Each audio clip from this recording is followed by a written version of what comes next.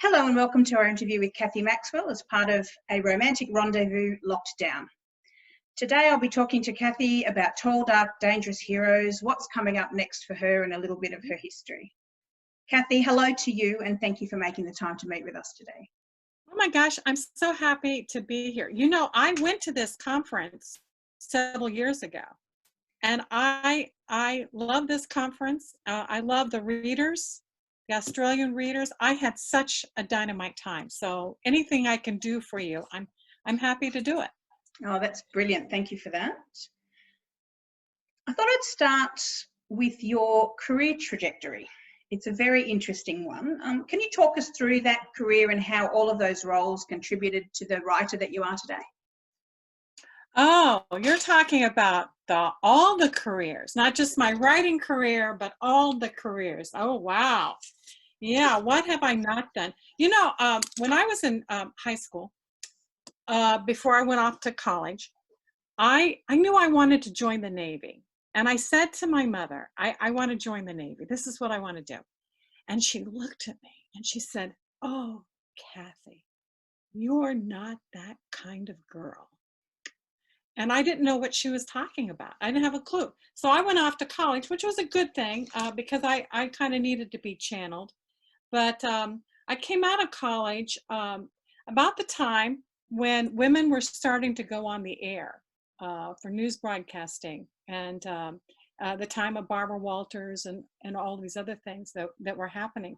And I ended up getting a job working in a small town in Kansas, out in the western part of Kansas, which is pretty, I'm trying to think about in Australia what I would compare that to.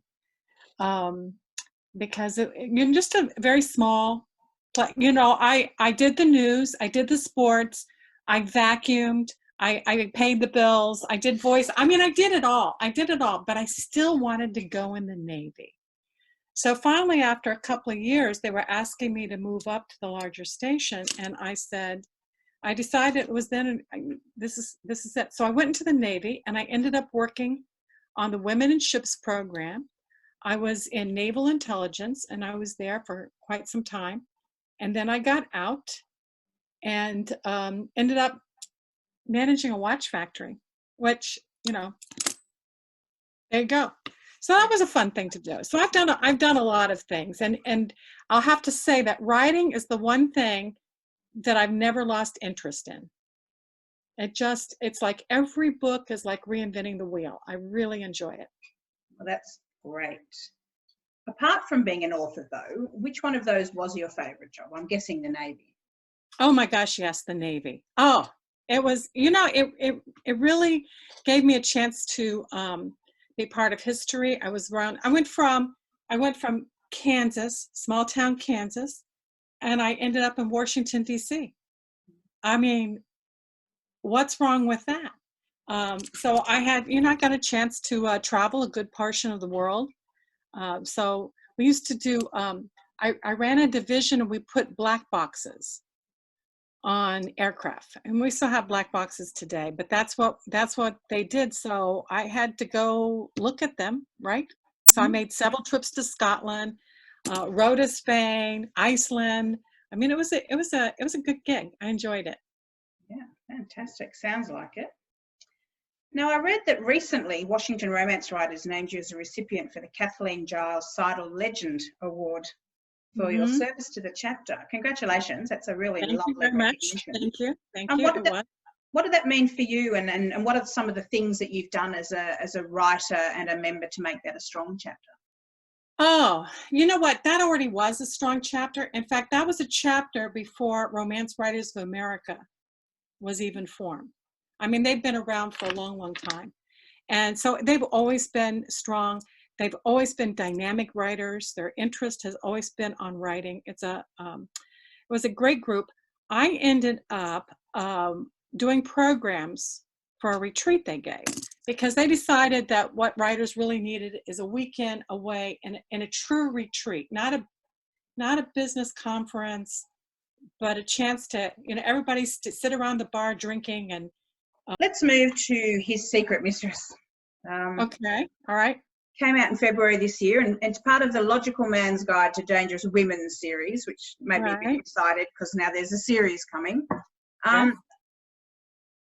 How many books do you envisage in the series, and will all the heroes be tall, dark, and dangerous? Any blondes in there?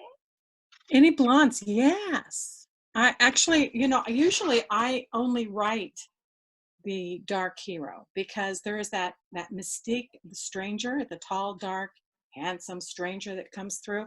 So as a rule, in my mind, once I start writing, it doesn't make that big a difference what color their hair is. I'm more interested in the emotions. That's what I'm looking for. But I do have 2 blondes in this one. I thought that was interesting. And right now it is a trilogy. So I'm working on book 2 at this point. And book 1, his Secret Mistress. I have it right here. Ta-da. It's a lovely cover, isn't it? Yes, thank you. Isn't it nice? And it's also, the heroine in this book is 35, which I think is a great age. I think it's a really good age to fall in love. But I've had several people say, oh my gosh, she's an older heroine. And it kind of took me back by surprise because I didn't think it would be an issue. So it's all interesting to me. Yeah, well, for me, it's great because, I'm a bit older than that again, and then it's lovely to read about someone who's not a lovely, young, fresh-faced lady, as much as I enjoy those. It's nice to have someone who was me not so long ago, perhaps, if I'm walking in. Well, and not like that, but someone who's bringing some life experience, to the situation. They're not going to fly off the handle. They may get you, but they're not going to fly off the handle as they do it. So. Exactly. So did you want to tell us a little bit more about Brandon and Kate and their story? Well, I think of it as the one that got away story, and I think all of us have someone like that. Someone that at one point we felt very strongly for them, and for whatever reason, with the circumstances, things didn't work out. We drifted apart. And that certainly is the case in this story. He had fallen in love with her, and because of just life events and the way things played out, she felt she couldn't trust him, and so she bolted, and so had he, and they'd gone on with their life. And then here they are at the beginning of the book, their paths are crossing again, and there's all this old baggage, but there's also new baggage coming in, because when we're in our 30s, we've reached the point where we don't make excuses anymore about who we are.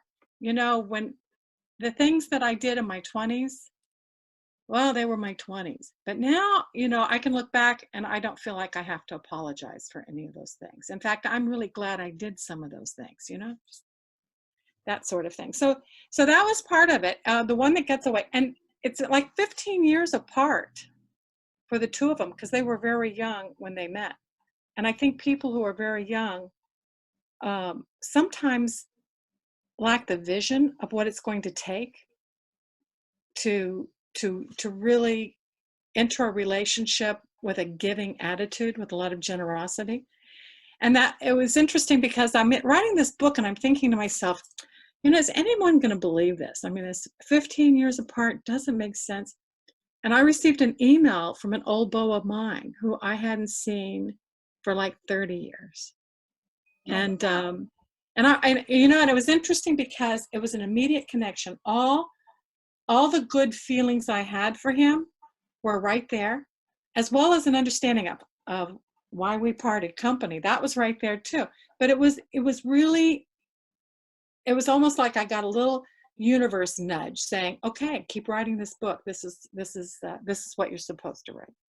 And how lovely that he took the time to reach out. Yes. But what a mystery. He had come across, someone had sent him an article that was done about me in a town a state away. And someone had sent it to him, and they said, is this someone you used to date? And so that's how he reached out to me. Yeah. Great. What a lovely story. So you said you started work on the next book in the series. Is there any little tidbit you can share, or is it still a bit too new for you? Well, you know, I'm wrestling with it right now. That's where I'm wrestling with it. And the Logical Men's Society is focusing on three men who are kind of the cornerstone of the society.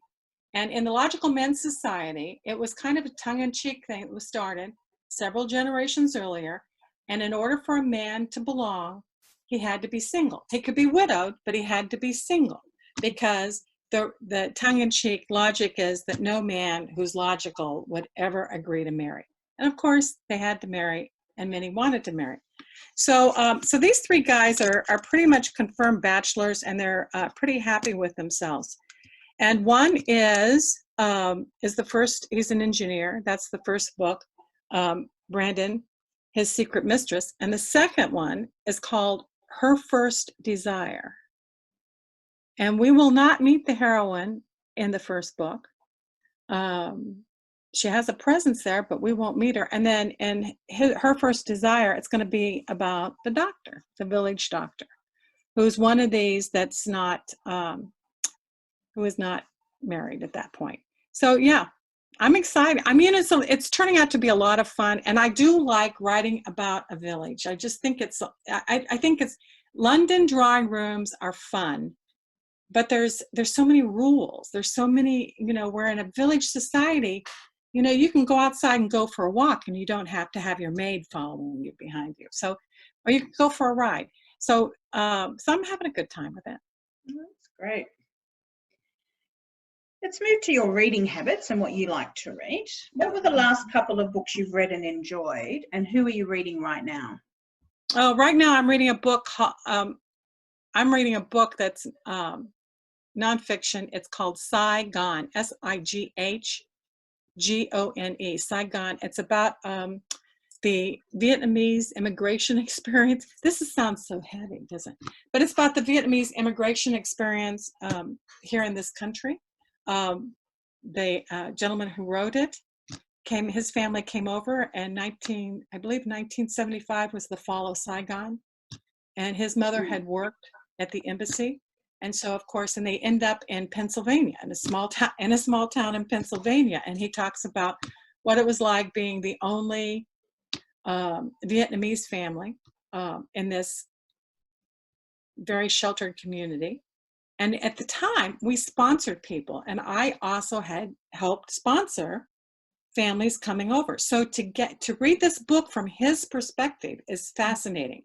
And he learned early on that if he was going to make it in this country, he was going to have to study very, very hard, because he wasn't going to make it on cool factor. There is no such thing as a cool Vietnamese, is what his position is. Now, today, he has spent 20 years as a Latin instructor, which just boggles my mind. But he's also one of the most well-known tattoo artists in the country. So it's a fascinating book. It's a fascinating book from his point of view. And I like reading true life, because this is where sometimes I get character motivation. He's talking about what it means to be an outsider, what you have to do to fit in. What are some of the things that stopped him from wanting to fit in? He was a real punk rocker. So, you know, it's fun. It's a fun book. The other thing, we have a romance book club here, and I live in Austin, Texas, and we have a romance book club here, and I am going to slaughter the name of this book. It's the first book of the Psy Changeling series by Nalini Singh. One of my favorites. Yes. So what is it? Slave to Sensation, is that it? Yep. Okay, good. Yeah. Okay, good. So I'm enjoying that. And then there was another, and I just, you know, I should apologize to every author, because I slaughter people's names. I slaughter my family's names. Her name is Julie James. And she wrote a book called Sunday last summer, and they're contemporary, and they're just sexy and fun. And I ate it up. I ate that book up. And I've also gotten kind of crazy about Christina Lauren. I haven't read the latest one she had out, but the Unhoneymooners, I just really had a good time. I find that when I am actively writing, I don't read historical romance. I read outside of my genre. And then when I get a book done, I sit down and I read like crazy. Like my friend Lorraine Heath has got a book that's just come out, and I'm like, don't read it yet, because then I'll go around going, I'm not worthy. I can't, comparison is a killer. So I usually don't do that at this time, but I'll read contemporary romance and I'll read nonfiction. And I was thinking there was another book that I wanted to say, because I was reading this book for the research of this, and it's going to drive me crazy. I have my phone here. Oh man, I don't have a Kindle on this. It was fascinating. It was about maternity care through the ages. And it was amazing because, it's just recently that childbirth has gotten to be relatively safe. Mm-hmm. And up until that time, I mean, it's been, and so people had all sorts of home remedies and ways that they would try to do it. It's like to increase their fertility, they would take pig manure and they'd pack themselves with it, which that doesn't even make sense to me. It doesn't. Not at all. But I know, but obviously someone believed in it. So, the second book I'm writing is about, the science that's coming. In the early 1800s, there wasn't really something they call it natural philosophy, but it included mathematics and astronomy and the study of medicine, which they were doing leeches. They didn't know about germs. They couldn't listen to your heart except with their ear. And it's been really, I mean, and then the pandemic hits, and I find it fascinating. The whole thing's been fascinating. So there is this book, and if anyone wants to know what the name of it is, because it's a delightful read. It's written by a female obstetrician, and she is tongue-in-cheek and very, very funny. And I'll send you the name of it. So, okay. And we're back. Okay. All right. I just remembered what the name of the book is. It's called Get Me Out of Here.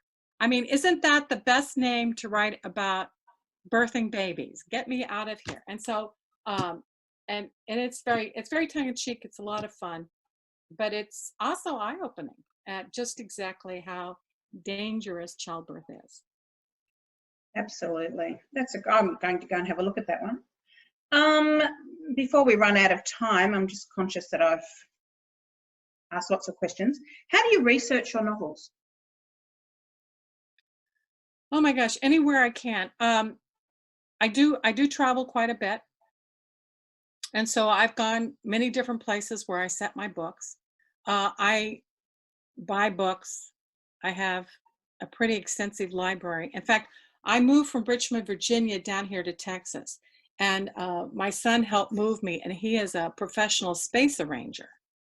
And he saw all the books I had, and he goes, these are not traveling. These can't go. So he would sit me in a chair, and he'd hold a book up, and he'd say, stay or go, stay or go. And it was a miserable experience. So now I'm happily buying new books. I mean, that's kind of, the plus side on the other side. So I do a lot of my research with books. I like to get it from primary sources, and you can do that on the internet now. Picking out, just wonderful books that have been put up by different libraries. And then sometimes I'll call. Like I called the Bretts in London. I said, look, I need some help. And they were very kind to me. So yeah. People often want to help. You just have to remember to ask, right? Yes, yes. And I also find the hard part in writing any novel is getting all the details as right as you possibly can. I don't think romance has kind of a fantasy element to it. So I don't think it's necessary all the time to make it just as strict as you possibly can. I think there's some writers who do that, and they're fabulous. I think there's some writers who play fast and loose with the historical accuracy, and they're fabulous. If I can get it right, that's what I try to do. I try to get it right. But yeah, I just find that it makes a real difference to some of the challenges that can happen in a book. I mean, it's hard to realize how difficult it was for a woman with any ambition to get things done. But you know, it's kind of difficult for us now too, isn't it? So. So, what is it about the historical novel setting that draws you to that genre? Well, I think again, it goes back to that fantasy element. The Regency time period, which is what I primarily write, is the beginning of the modern age, and a lot of the ideas that we accept today have their roots coming in from that time period. Like Mary Wollstonecraft writing about how she believed in education for women. I don't know that she necessarily agreed with the women should have the right to vote, but she definitely thought we should be educated. So there's a lot of those things in there. And it was the beginning of the middle class. So you had the clash of old culture and new, which I always find interesting. And so I can take an idea that's going around right now, and I can play with it in a historical setting, like in the Regency, and suddenly we can talk about it and we can think about it, but we're not taking ourselves too seriously. And I think that's the fun part. I do think, and people haven't changed that much. I wrote one book years ago. There was a pyramid scheme that was going around in the United States. It was huge, huge thing.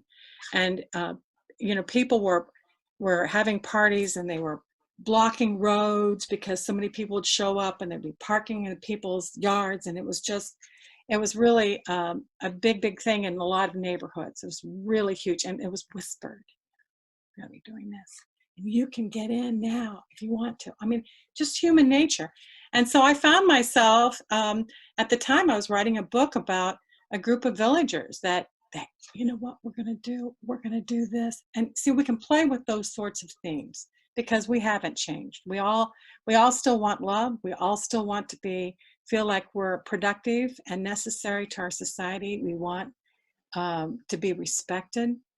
And I haven't met anybody yet really who hasn't given a care for their own personal little space and their environment. Everybody, and to have those opinions. So it's been that's one of the reasons I guess I write historical romance. And the frocks are pretty too.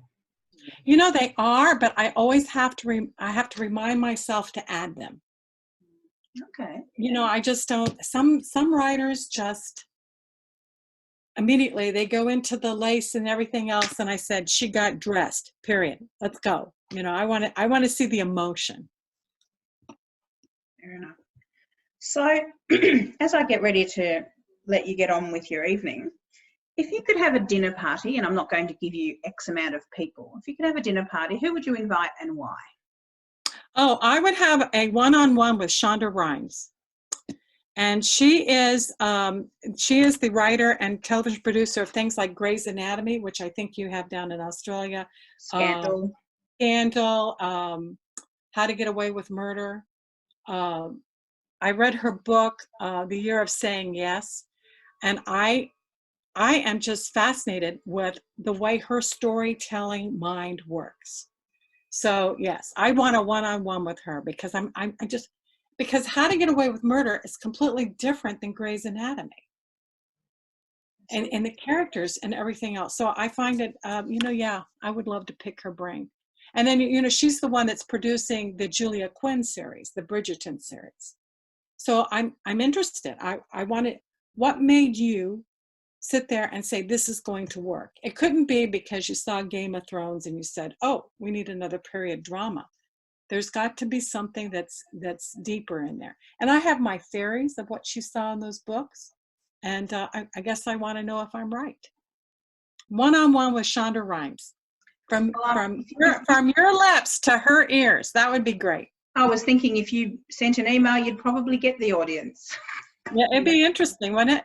Yeah, maybe you should try. Put on your bucket list. Yes. All right, Cathy, that brings us to the end of today. Thank you so much for your time. Thank you for having me. Thank you.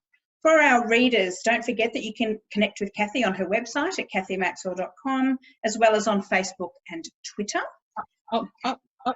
Oh yes, please do. And let's not forget, one of the things that my son's very, he's artistic, Max, that's how he signs his name, Max. But he designed this sticker for me. This is a vinyl sticker, and it's done just for me. And if you would like to have one, if you're listening to this interview and you'd like to have one, then shoot me an email with your address, your snail address, and I will be happy to pop one in the mail to you. This makes me very happy to share these. I can't travel right now, so I'm going to send these stickers as far and wide as I possibly can. So thank you so much for letting me say that. And now I get to put this up. Do I say anything? Do we have a drum roll? Okay, here we are. Boom, boom, boom. Okay, is it all clear? A bit further back. Yep. Yep. Okay. Thank you. Yes. Okay, everybody, write this down or do whatever it is you need to do. That's it. Brilliant, Yes. Cathy. Thank you for that. Hey, thank you.